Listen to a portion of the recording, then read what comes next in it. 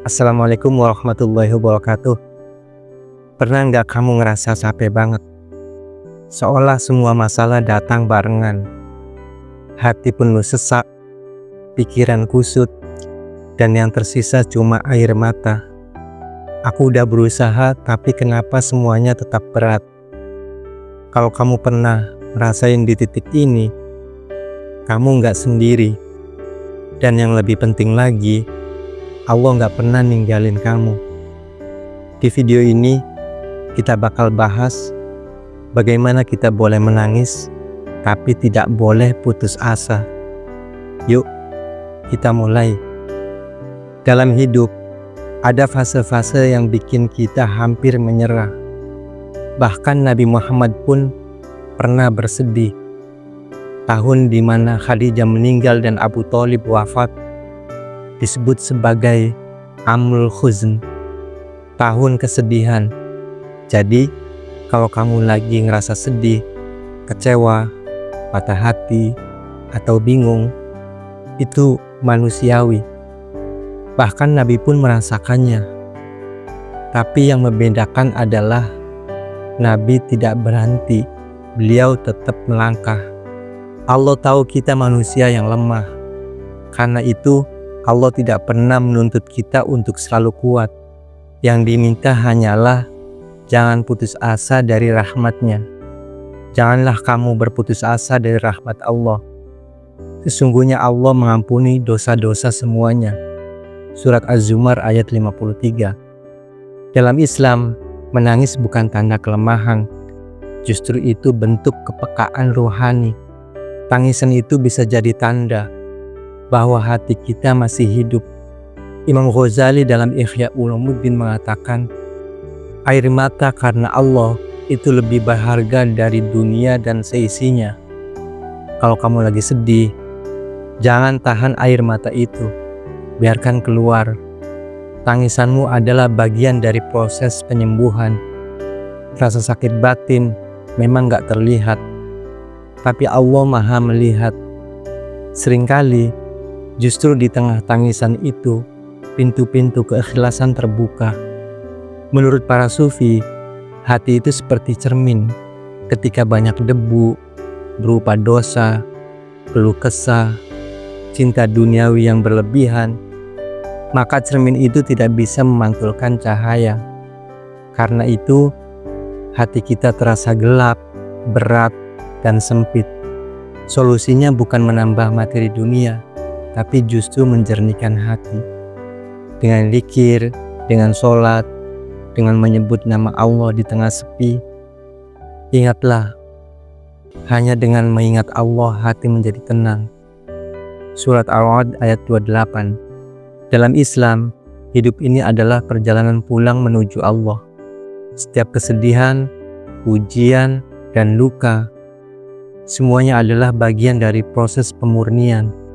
Seperti besi yang dibakar agar menjadi pedang, seperti emas yang dilelehkan agar menjadi murni. Kalau kamu lagi merasa gagal, jatuh atau kosong, jangan berhenti, jangan putus asa.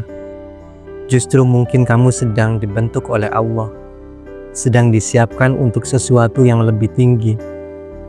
Syekh Ibnu Athaillah berkata, bisa jadi dalam kegelapan, Allah menanamkan cahaya yang belum kamu sadari. Berikut beberapa langkah sederhana. 1.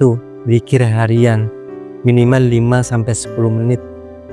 Ucapkan la ilaha illallah atau hasbunallah wa ni'mal wakil. Secara pelan-pelan, rasakan setiap kata, curhat ke Allah di sepertiga malam. Bangun sebentar saja, angkat tanganmu, dan ceritakan semua isi hati. Bahkan tangisanmu pun sudah menjadi doa. Yang kedua, tafakur, walau cuma 5 menit. Diam, lihat langit, dengarkan suara sekitar, renungkan, aku masih hidup. Allah masih memberiku kesempatan. Yang nomor 3, bersihkan hati, dendam dan iri. Hati yang tenang adalah hati yang ringan, mudah memaafkan dan melepaskan. Bukan karena mereka layak dimaafkan, tapi karena kamu layak bahagia. Yang keempat, berbuat baik sekecil apapun.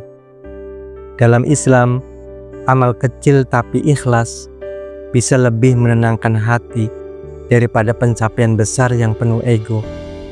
Kadang kita bilang, kok Allah diam saja ya? Aku udah doa tapi belum dikabulkan. Pertanyaannya, kapan terakhir kali kita benar-benar hadir saat berdoa? Bukan hanya lisan, tapi juga hati. Allah itu dekat, lebih dekat dari urat leher kita. Tapi hati yang sibuk dan pikiran yang berisik membuat kita tak lagi mendengarnya. Kata para arif billah, jika kamu merasa jauh dari Allah, itu bukan karena Dia menjauh, tapi karena kamu yang terlalu sibuk dengan dunia. Di media sosial, semua orang terlihat bahagia, senyum, liburan, pencapaian, tapi kita lupa itu hanya sebagian kecil dari hidup mereka. Kita tidak tahu air mata di balik layar. Dalam tasawuf, yang penting bukan apa yang tampak di luar, tapi apa yang terjadi di dalam. Maka jangan bandingkan jalan hidupmu dengan orang lain. Setiap orang punya fase, punya timing, dan punya ujian masing-masing. Kalau kamu sedang sedih, izinkan dirimu untuk menangis, tapi jangan berhenti melangkah. Karena Allah tidak sedang menghukummu, tapi sedang mendidikmu.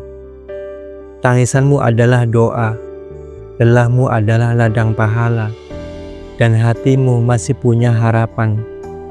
Ingat, bahkan di malam paling gelap sekalipun, bintang tetap bersinar. Kamu bukan kegagalan, kamu bukan lemah, kamu sedang belajar jadi kuat. Kalau kamu merasa video ini bermanfaat, share ke teman-teman yang mungkin sedang butuh semangat.